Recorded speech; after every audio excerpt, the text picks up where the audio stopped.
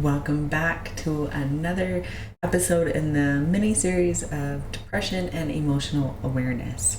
So, this is one area that will hopefully start getting us to work on decreasing our depression and increasing our healthy behaviors that will turn us into the better version that we see ourselves becoming in the future day by day. And how are we going to do this? This time is we're going to track our emotions without shame, because when we start tracking with anything in our life, whether that's like our diet, our exercise, our finances, we just become more aware of what's going on, and then we can start to plan on how to change these different aspects of our life to go where we want it to go in the end. And so far, we've talked about why naming emotions matter and how to begin checking in with what you feel. So now it's time to, again, take that a step further and track our emotions.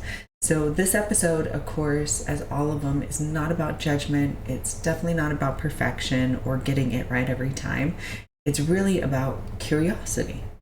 Because when you track your emotions over time, you begin to notice patterns that were invisible before. And those patterns, they hold answers for us. So you start to see that your depression may not just be random. It's not your fault. It's a series of signals, habits, and rhythms. And today will hopefully start help you listening to those aspects of depression. So how do we start tracking our emotions without shame? Well, we understand that tracking can help us reclaim control over our life. So living with depression can feel unpredictable. You wake up fine, then by noon you're spiraling, or you go days feeling nothing, then suddenly you're feeling everything. That unpredictably can be exhausting, right? But tracking helps you make sense of the mess around you. When you start writing things down, even just a few words, you can begin to notice times of day that are harder. So, is that mornings, afternoons, or late evenings? Activities that either drain or support you, and people or environments that spike your anxiety or shut down response. So, your brain really does love patterns, and once it sees one, it can start to prepare, respond, and even heal more effectively. So think of it like this: tracking gives you a roadmap, and instead of feeling lost in the fog, you now have a flashlight. So, what's another area that we can start to track our emotions without shame? Well, we can track without judgment or overwhelm. And here's the key to that: you keep it simple and you keep it shame free. You don't need a fancy journal or long entries. That means you don't have to go run out and buy one from a store or buy one off Amazon, right? And you don't have to spend hours or 30 minutes even, or 10 minutes even, sitting there and journaling your depression while you track it. You just really need to be honest, and you need to be consistent. So here's a format that is simple to do this. So time of day: morning, midday, or evening. The emotion you were feeling, and if you're unsure, maybe guess. Energy level: high, medium, low. And one sentence about what's happening around or inside of you. So here's an example. Midday, your emotion is empty. Your energy is low. You were scrolling for an hour on social media and you skipped lunch. That sentence alone will actually give you quite the insight. So you skipped a meal. That means you're going to have low energy, right? Food fuels us. You were on your phone. You likely disconnected or avoided, or whatever you were scrolling through maybe made you feel a little depressed because you feel other people have a better life than you do. You felt empty, maybe emotional numbness or fatigue.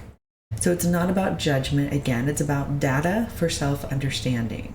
And if you miss a day or 5, that's okay. Come back when you're ready.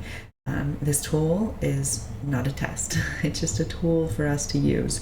And the one thing I like to say about data is beautiful.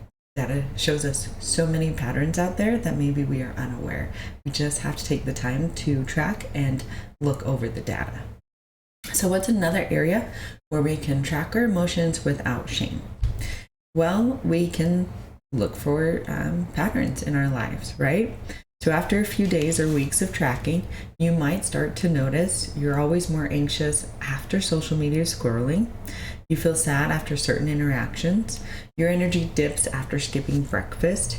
Evenings tend to bring more loneliness or rumination.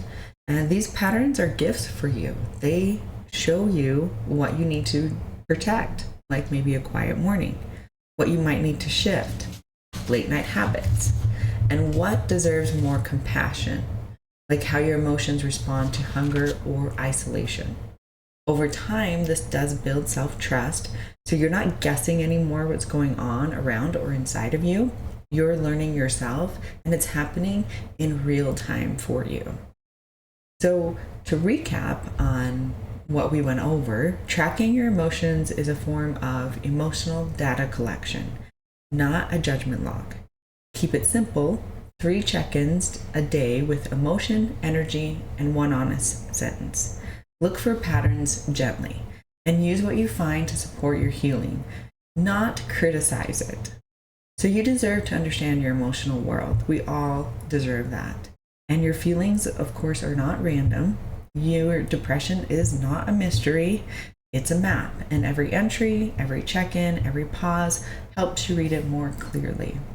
And you could do this again, like on a piece of paper, or you can throw it in a Word doc or even an Excel doc. And with Excel, the nice thing about that is you can actually turn it into a chart if you want, a pivot chart, a line graph, whatever you want to kind of see the ups and downs, the lows and highs, in more of a visual form for you if that is what you need to have.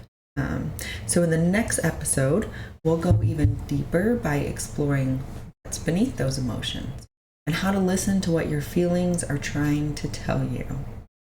So this is the part that I like now. It's the comment section. So are you tracking your emotions right now? Do you do it with judgment, or do you do it without judgment? Or have you never even thought about tracking your emotions and you would like to start? Love to hear where you're at in your journey.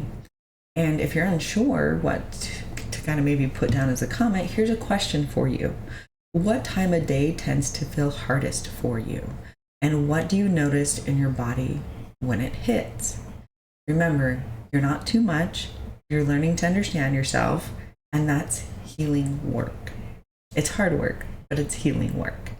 And so here's the next section that I like. Here are some journals and a children's book that I created, kind of help go along with these videos for adults, and then just an added benefit for kids to start learning about their own emotions and discover that what they have on the inside is what really matters. So in a world that moves too fast, what if you could create some space to come home to yourself and help your children do the same? So start with my self-love, discovery, and discipline journal. It's a guided path to clarity, purpose, and showing up for the life that you truly want to have. And when anxiety rises, meet yourself with compassion. The Anchored in Kindness journal helps you calm your nervous system, understand your patterns, and find peace one breath, one page at a time. And for the little hearts you love the most, we'll meet Luna and Braven the Lion, a magical story that helps children find their courage, listen to their hearts, and trust their own glowing spark. A story of bravery, self-trust, and emotional wisdom, with worksheets at the end for your own little ones to help start discovering some of what's going on the inside for them. This book is one of a series that will be put out eventually. So if you like this video at all, hit like, subscribe, comment, and share with somebody who may need it.